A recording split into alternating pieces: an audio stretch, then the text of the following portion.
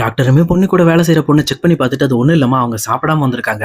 அதனால தான் மயக்கம் போட்டுட்டாங்க. மத்தபடி நார்மல் தான். ஒண்ணும் பிரச்சனை இல்ல. அவங்க கொஞ்சம் ரெஸ்ட் எடுத்தா சரியா போயிடும் அப்படின்னு சொல்லி பொண்ணுகிட்ட சொல்றாங்க. அது மட்டும் இல்லாம அவங்களுக்கு இப்ப குடிக்கிறதுக்கு ஃப்ரெஷ் ஜூஸ் தான் வாங்கி கொடுங்க. சொல்லப்போனா கொஞ்சம் எனர்ஜியா இருக்கும் அப்படின்னு சொல்லி சொல்றாங்க. இது கேட்டவுடனே பொண்ணுமே இருந்துகிட்டு அந்த பொண்ணுகிட்ட உங்களுக்கு என்ன ஜூஸ்க்கா வேணும் அப்படின்னு சொல்லி கேட்கறாங்க. அப்ப அவங்களுமே இருந்துட்டு எனக்கு வேணா இளநீ வேணா வாங்கிட்டு வா பொண்ணு. ஜூஸ்லாம் வேற ஒண்ணும் வேண்டாம் அப்படின்னு சொல்லிடுறாங்க. இத கேட்ட பொண்ணுமே சரி ஓகே நம்ம போய் இளநீ வாங்கிட்டு வந்துரலாம் அப்படின்னு சொல்லிட்டு அங்க இருந்து ஹாஸ்பிட்டல் விட்டு வெளில வராங்க.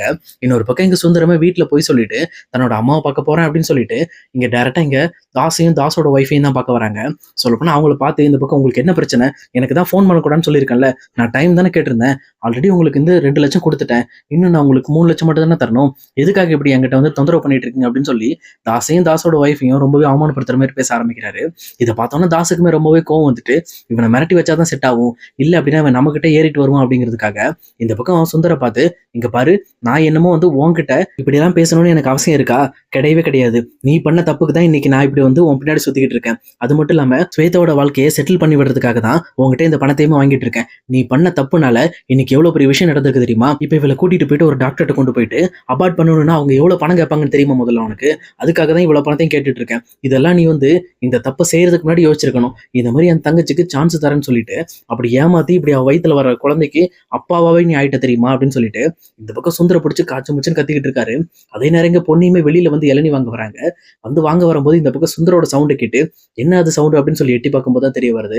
சொல்லப்போனா அங்க தாசுமே எடுத்துக்கிட்டு சுந்தர்ட்ட நீ பண்ண தப்புனாலதான் இன்னைக்கு ஸ்வேதாவோட வயித்துல ஒரு குழந்தை வளர்ந்துட்டு இருக்கு அப்படின்னு சொல்லி சொல்றாங்க. இதை கேட்டவொன்னு இந்த பக்கம் பொண்ணுக்கு பயங்கரமான ஷாக்கு. அங்க இருக்கிற சுந்தர் என்ன இவ்வளவு பெரிய தப்பு பண்ணி வச்சிருக்காரு? அது மட்டும் இல்லாம யார் இவங்க, யார் இந்த பொண்ணு அப்படின்னு சொல்லிட்டு ஒரு நிமிஷம் சுந்தர் நினைச்சு பயங்கரமா ஷாக் ஆகுறாங்க. அதே நேரம் சுந்தருமே நீங்க சொல்றதெல்லாம் எனக்கு புரியுது. நான் நீங்க கேட்ட பணத்தை தரேன்னு தானே சொன்னேன், தரமாட்டேன்னு சொன்னா நான் தரேன். ஆனா எனக்கு கொஞ்சம் டைம் கொடுங்க. நீங்க கேட்ட பணம் உண்மையுமே எனக்கு ரொம்ப பெருசு. அந்த அளவுக்கு நான் வந்து என் கையில எப்பவுமே வச்சுக்கிறது கிடையாது. இந்த 2,00,000 புரட்டுறதுக்கு நான் ரொம்பவே கஷ்டப்பட்டு தான் இந்த பணத்தை ரெடி பண்ணேன். எனக்கு கொஞ்சம் டைம் கொடுங்க. நீங்க கேட்ட மாதிரி அந்த 3,00,000 நான் கொடுத்துறேன் அப்படின்னு சொல்லிட்டு இங்க சுந்தரமே தாஸ் கிட்ட கெஞ்சிக்கிட்டு இருக்காரு. அப்ப தாசுமே இருந்துட்டு இங்க பாரு நீ என்ன பண்ணுவியோ எது பண்ணுவியோ எனக்கு தெரியாது. இன்னும் ஒரு வாரத்துக்குள்ள எனக்கு அந்த மீதி 3,00,000 பணம் வந்தாகணும். அப்படி மட்டும் பணம் வரல நான் உனக்கு என்ன பண்ணுவேன்னு எனக்கு தெரியாது அப்படின்னு சொல்லிட்டு அங்க இருந்து ஸ்வேதாவை கூட்டிட்டு தாசுமே அங்க இருந்து கிளம்பிடுறாங்க.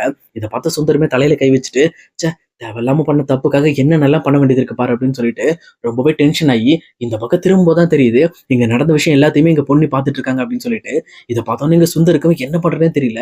பொண்ணு பார்த்துட்டாலே என்ன பண்ண போறாளோ அப்படின்னு சொல்லி யோசிச்சுட்டு பயங்கரமா வந்து பயப்பட ஆரம்பிக்கிறாங்க.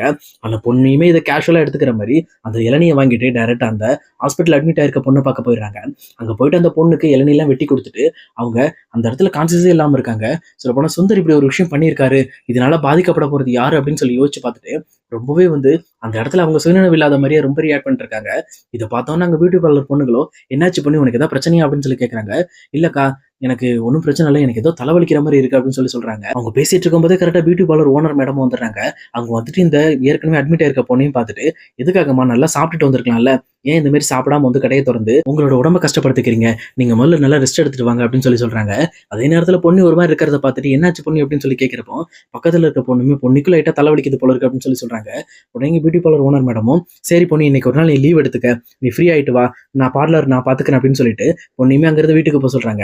பொண்ணு இருந்துகிட்டு அப்படிலாம் ஒண்ணும் இல்லை மேடம், நான் வந்து வேலையை பார்க்கறேன் அப்படின்னு சொல்லிட்டு அவங்களுமே மறுபடியும் போல பியூட்டி பார்லர் வந்து இப்போ போல அங்க இருக்கிற ஒர்க் எல்லாம் பார்த்துட்டு இருக்காங்க. ஆனா அவங்களோட கான்சென்ட்ரேஷன் எதுவுமே அந்த ஒர்க்லயே கிடையாது. சொல்லப்போனா இங்க சுந்தர பத்தி கேள்விப்பட்ட விஷயத்த நினைச்சு ரொம்பவே வந்து யோசிச்சுட்டு இருக்காங்க. ஏன்னா கிட்டத்தட்ட இப்ப பாதிக்கப்பட போறது வேற யாரும் இல்ல, சிவானி பாப்பாவும் பவானியும் தான். ஆனா இவங்க எதுவுமே தெரியாம இந்த மாதிரி சுந்தரால பாதிக்கப்பட போறாங்க, இவர் இவ்வளவு பெரிய தப்பு பண்ணி வச்சிருக்காரு அப்படின்னு சொல்லிட்டு சுந்தர் மேல ரொம்பவே கோவப்பட ஆரம்பிக்கிறாங்க. அதே நேரத்துல இங்க எப்பவும் போல வேலையெல்லாம் முடிச்சுட்டு இங்க சுந்தரமே வீட்டுக்கு வந்துறாரு. அப்ப பொண்ணையுமே வேலையை முடிச்சுட்டு வீட்டுக்கு வந்துடுறாங்க. அப்ப சுந்தரமே வந்து இந்த விஷயத்த வேற யார்ட்டையும் சொல்லக்கூடாது அப்படிங்கிறதுக்காக நம்ம பொண்ணையை பார்த்து முதல்ல பேசணும், அவட்ட இந்த மாதிரி இந்த விஷயம் வெளியில வராம பாத்துக்க, உன்னோட பிரச்சனையை நான் தீர்த்து வைக்கிறேன்னு சொல்லி அவட்ட ஒரு டீல் பேசலாம் அப்படின்னு சொல்லிட்டு இங்க சுந்தரமே யாருமே இல்லாதப்போ இங்க பொண்ணையை பாக்குறதுக்காக அவங்களோட குடிசைக்கு போறாங்க. அங்க போயிட்டு பொண்ணு கிட்ட பேசுறதுக்கு கொஞ்சம் பயந்துக்கிறாங்க. பயந்துட்டு அவங்கள கூப்பிட்டுட்டு அதுக்கப்புறம் எதுவுமே பேசாம நான் ஒண்ணும் இல்லை அப்படின்ற மாதிரி நிக்கிறாங்க.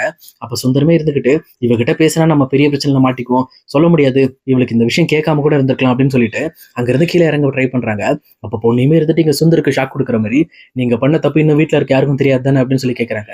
இதை கேட்டவொன்னே இந்த பக்கம் சுந்தருக்குமே தூக்கி வாரி போடுது. உடனே திரும்பி இங்க பாரு பொண்ணி, இந்த விஷயத்த யாருக்கும் தெரியாம பாத்துக்க, நான் எனக்கு தெரியாம இந்த தப்பு பண்ணிட்டேன், இதுக்கு மேல இப்படி ஒரு தப்பை நான் பண்ண மாட்டேன் அப்படின்னு சொல்லி சொல்றாங்க. உடனே பொண்ணையுமே இருந்துகிட்டு இதே மாதிரி பொய்யா நீங்க எத்தனை டைம் சொல்லுவீங்க, ஏற்கனவே இதே மாதிரி நீங்க தப்பு பண்ணிருக்கீங்க, நான் அதை பார்த்திருக்கேன், ஆனா இப்போ இந்த தப்பு ரொம்ப பெரிய தப்பு, உங்களோட குழந்தை ஒரு பொண்ணோட வயித்துல வளர்ற அளவுக்கு நீங்க அந்த அளவுக்கு போயிருக்கீங்களா? எப்படி உங்களுக்கு பவானி அன்னைக்கு இந்த மாதிரி துரோகம் பண்ணதுக்கு உங்களுக்கு தோணுச்சு? அதை விட உங்களை நம்பி ஒரு குழந்தை இருக்கு, அந்த குழந்தையோட முகம் கூட உங்களுக்கு ஞாபகம் இல்லை அப்படின்னு சொல்லிட்டு பொண்ணுமே எங்க சுந்தரை பார்த்து கேள்வி கேட்க ஆரம்பிக்கிறாங்க. சுந்தரமே அப்பதான் கொஞ்சம் கொஞ்சமா தன் நிலையை உணர ஆரம்பிக்கிறாரு.